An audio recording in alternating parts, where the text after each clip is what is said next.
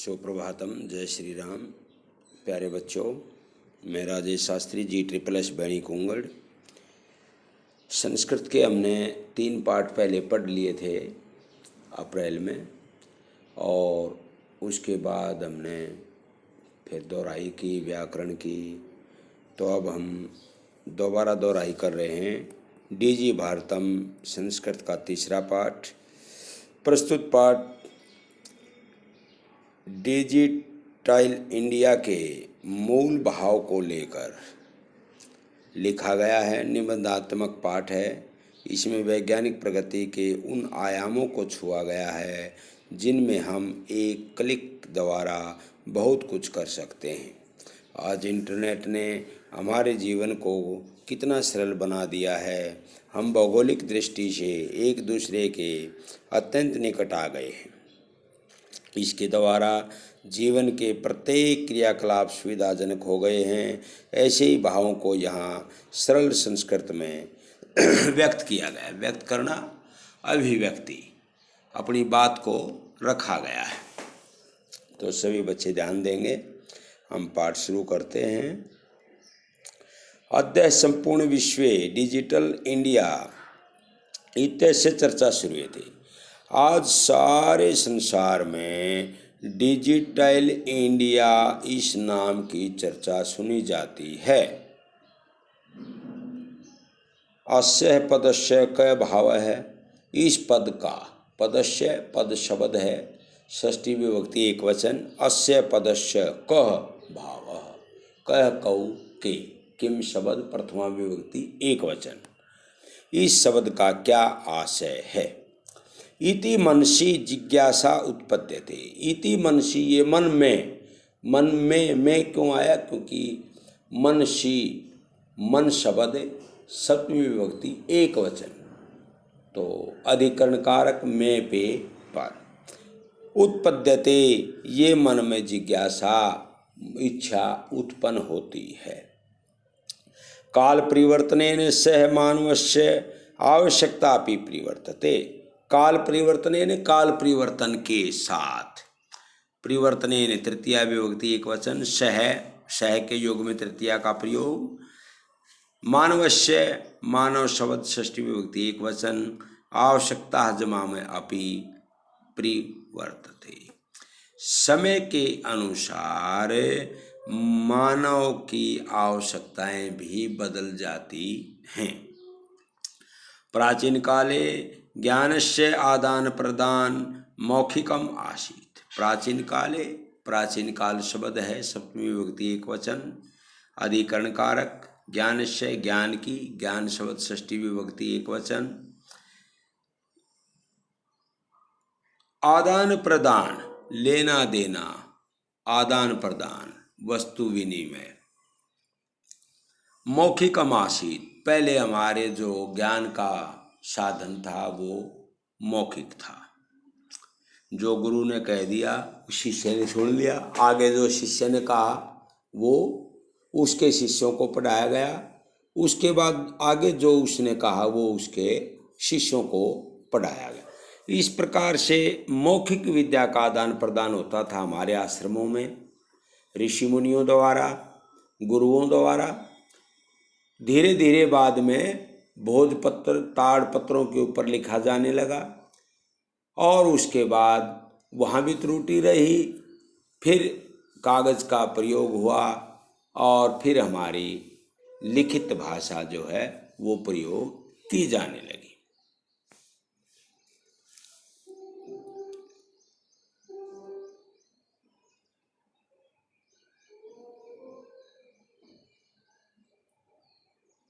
विद्या च श्रुति परंपरायाः गृह्यते सम।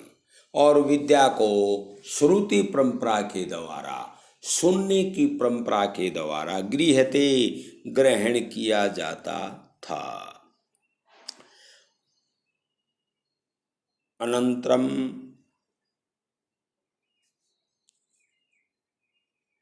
ताल पत्रोपरि, और उसके बाद ताड़ के पत्रों पर, भोजपत्रोपि च, और भोज के पत्रों पर लेखन कार्यम आरब्धम, लेखन कार्य आरंभ हुआ। परिवर्तिनी काले कर्गदस्य लेखन्या च आविष्कारेण सर्वेषामेव मनोगतानां भावानां कर्गदौ प्रियलेखनम प्रारब्धम। और बाद में कागज का प्रयोग लेखन्या च आविष्कारेण, बाद में कागज और लेखनी का प्रयोग हुआ और सबके मनों के भाव, मनोगतानां भावानां, सबके मनों के भावों को उसके ऊपर लिखा जाने लगा। टंकण यंत्र आविष्कारेण तो लिखिता सामग्री टंकिता सती बहुकालाय सुरक्षिता तिष्ठत। कंप्यूटर के आविष्कार से तो लिखी हुई सामग्री कंप्यूटर के अंदर बहुत समय तक, बहुकालाय, बहुत समय तक, चतुर्थी विभक्ति एक वचन, बहुत समय तक सुरक्षित रहती है। अतिष्ठत सथा धातु को तिष्ठ आदेश होता है, लंग लकार प्रथम पुरुष एक वचन। वैज्ञानिक प्रविधि प्रगति यात्रा पुनरपि अग्रे गता। और वैज्ञानिक प्रविधि के द्वारा हमारी प्रगति की यात्रा दोबारा आगे चल पड़ी।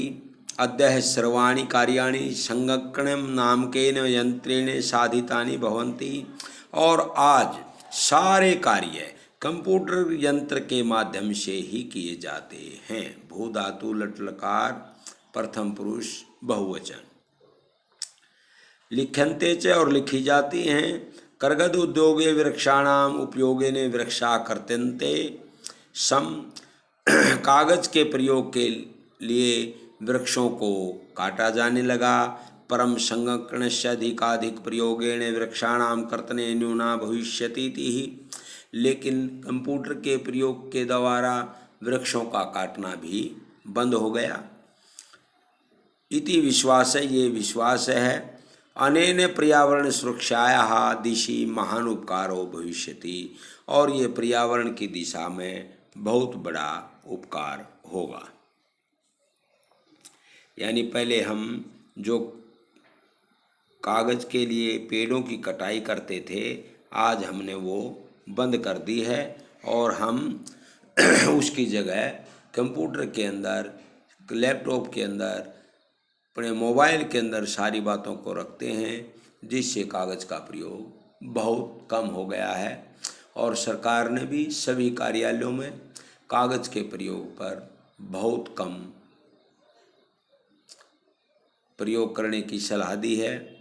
तो सारा का सारा काम हमारा केवल और केवल कंप्यूटरों पर ही होता है। अधुना अपने हैं वस्तु क्रियार्थम रूप्यकाणाम अनिवार्यता नास्ति। अब तो बाजार में वस्तु खरीदने के लिए रुपयों की भी अनिवार्यता नहीं है। डेबिट कार्ड, क्रेडिट कार्ड इत्यादि सर्वतः रूप्यकाणाम स्थानम गृहीतवन्तः। डेबिट कार्ड और क्रेडिट कार्ड, क्रय और विक्रय, कोई चीज़ हमने लेनी है या देनी है, उसके लिए हम डेबिट कार्ड और क्रेडिट कार्ड का प्रयोग करते हैं। सर्वत्र रूप्यकाणाम स्थानम गृहीतवन्तः, और सभी जगह से हम रुपये ग्रहण कर सकते हैं। वित्तकोशस्य बैंकस्य चापि सर्वाणि कार्याणि संगणक यंत्रेण संपद्यन्ते। और वित्त कोश में, बैंक के अंदर भी सारे कार्य कंप्यूटर के द्वारा ही प्रयोग किए जाते हैं। बहुविधा अनुप्रयोगाः मुद्राहीनाय विनिमय सहायका सन्ति। और बहुत सारे जो प्रयोग किए जाते हैं वो मुद्रा के नष्ट होने से के विनिमय को बचाते हैं। बहुविधा अनुप्रयोगाः, जो बहुत सारे प्रयोग हैं वो ऐप के द्वारा। मुद्राहीनाय, मुद्रा के बिना भी विनिमय हम लेने में सहायक होते हैं। कुत्रापि यात्रा करणीया भवेत्, रेल यात्रा पत्रस्य वायुयान यात्रा पत्रस्य अनिवार्यता अद्य नास्ति। और कहीं पर भी जब हम रेल के द्वारा यात्रा करते हैं या हवाई जहाज के द्वारा यात्रा करते हैं तो हमें टिकट की आवश्यकता नहीं होती। सर्वाणि पत्राणि अस्माकं चल दूरभाषयंत्रे ईमेल इति स्थाने सुरक्षितानि भवन्ति। सारे पत्र हमारे चल दूरभाष केंद्र फ़ोन के द्वारा जो हमें चलते हुए भी साथ रखते हैं, इसमें ईमेल के स्थान पर सुरक्षित रहते हैं। यानी संदर्श्य वयम स्वक्रियेण यात्रायाः आनंदम गृहीमः, और जिसके द्वारा हम अपने मनपसंद यात्रा शौक से पूरी और आनंद सहित पूरी करते हैं। चिकित्सालय अपि उपचारार्थम रूप्यकाणाम आवश्यकता अद्य न भूयते, और चिकित्सा के क्षेत्र में भी, चिकित्सालयों में भी उपचार के लिए आज रुपयों की आवश्यकता अनुभव नहीं होती। सर्वत्र कार्ड माध्यमेन ई बैंक माध्यमेन शुल्कम प्रदातुं शक्यते। सभी जगह हम कार्ड के द्वारा, ई बैंक माध्यम के द्वारा अपना शुल्क, अपनी फीस प्रदान कर सकते हैं। तद दिनम नाति दूरम यदा वयम हस्ते एकमात्रम चल दूरभाष यंत्रम आदाय सर्वाणि कार्याणि साधितुम समर्था भविष्यामः। और तद्दिनम, वो दिन दूर नहीं है होगा जब हम हाथ में एकमात्र मोबाइल के द्वारा सभी कार्य साधने में समर्थ होंगे। भविष्यामः, भविष्य में, भू धातु, लिट लकार, उत्तम पुरुष, बहुवचन। वस्त्रपूट के रूप्यकाणाम आवश्यकता न भविष्यति, वस्त्र खरीदने में भी रुपयों की आवश्यकता नहीं। पासबुक चेक बुक इति अनयोः आवश्यकता न भविष्यति, पासबुक और चेक बुक की भी आवश्यकता नहीं होगी। पठनार्थम पुस्तकानाम समाचार पत्राणाम अनिवार्यता समाप्त प्राय भविष्यति, पढ़ने के लिए पुस्तकों और समाचार पत्रों की अनिवार्यता भी प्राय समाप्त हो गई है। लेखनार्थम अभ्यास पुस्तिकाया कर्गदस्य वा नूतन ज्ञान अन्वेषणार्थम शब्दकोशस्यापि आवश्यकता न भविष्यति, लिखने के लिए अभ्यास पुस्तकों की, कागज की या नए ज्ञान के अन्वेषण की खोज करने के लिए भी हमें शब्दकोश के से ही शब्दकोशस्यापि आवश्यकता न भविष्यति, शब्दकोश की भी आवश्यकता नहीं होगी। अपरिचित मार्गस्य ज्ञानार्थम मार्गदर्शकस्य मानचित्रस्य आवश्यकतानुभूति अपि न भविष्यति, अपरिचित मार्ग के ज्ञान के लिए मार्गदर्शक के रूप में मानचित्र की भी आवश्यकता नहीं होगी। एतत् सर्व एकेनैव यंत्रेण कर्तुं शक्यते, ये सब एक यंत्र के द्वारा ही सिद्ध किया जा सकता है। साकादि कार्यार्थम फल कार्यार्थम विश्राम गृहेषु कक्षम सुनिश्चितं कर्तुं चिकित्सालय शुल्कं प्रदातुं विद्यालये महाविद्यालये चापि शुल्कं प्रदातुं किं बहुना दानमपि दातुं चल दूरभाषयंत्रम एव अलम्।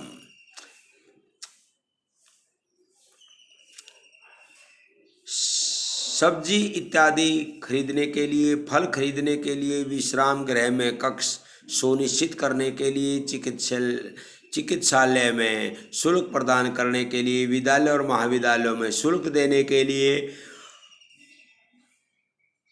और अधिक क्या कहें, दान के लिए भी हम चल दूरभाष यंत्र के द्वारा ही कर सकते हैं, अर्थात मोबाइल के द्वारा हम ये सारे कार्य कर सकते हैं।